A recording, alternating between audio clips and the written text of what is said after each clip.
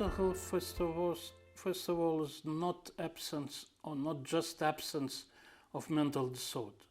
Mental health should be seen as ability to live productive life, to contribute to community, to manage your feelings, but also to have a positive sense of identity and self-esteem.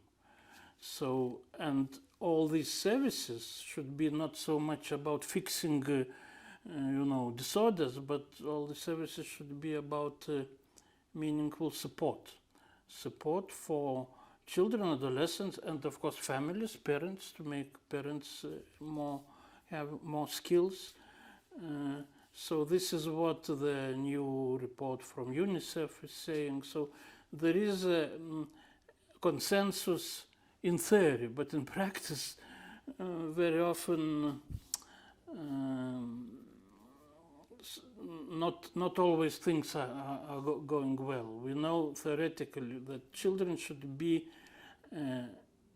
for children to have good mental health and well-being, the environment should be enabling, supportive, and free from any discrimination, violence, and of course injustice. But we know that in the world, in the real world, there is a lot of discrimination, injustice, violence. So this is, at least we should know how things should be done, and the best way is to follow human rights-based approach and child rights-based approach. Contributes to better understanding of identity and other way around.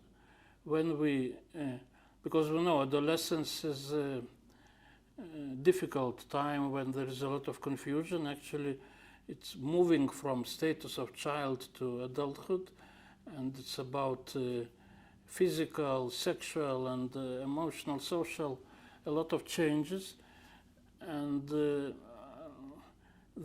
it's a lot of experimentation. And we as adults should understand this.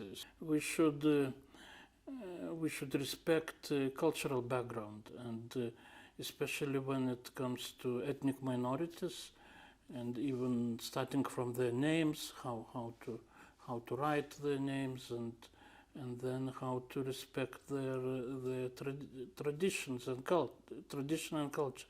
We know that cultural issues are very important, and they should be protected, except when there are harmful practices. Then we tell that, for example, with female genital mutilation, this is wrong. Because sometimes states tell, this is our culture, that we,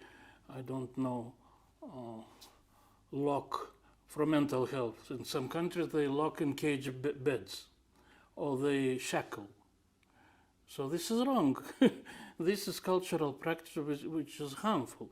But if it is not harmful, if it's possible, it should be promoted, protected, and this is about cultural identity. Sometimes things happens that children are used in political conflicts.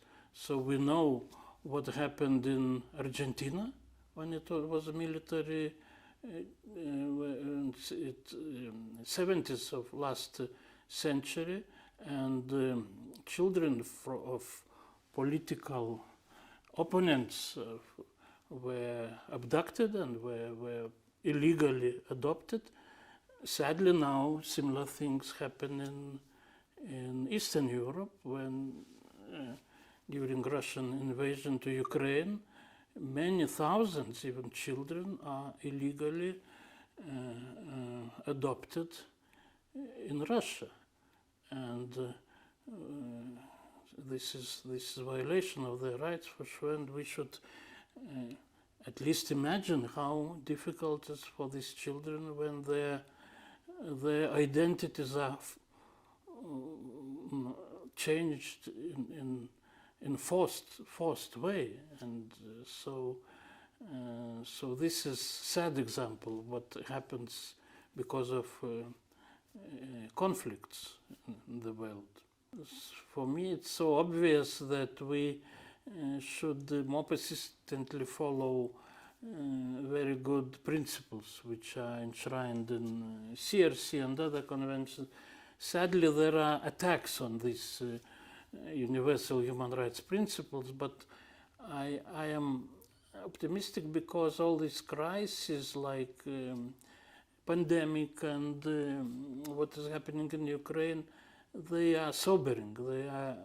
There is some hope, I think, that about revitalization of universal human rights principles. I think it's the best what humankind invented and we should protect and promote these principles, and if we do so, we can solve many serious problems.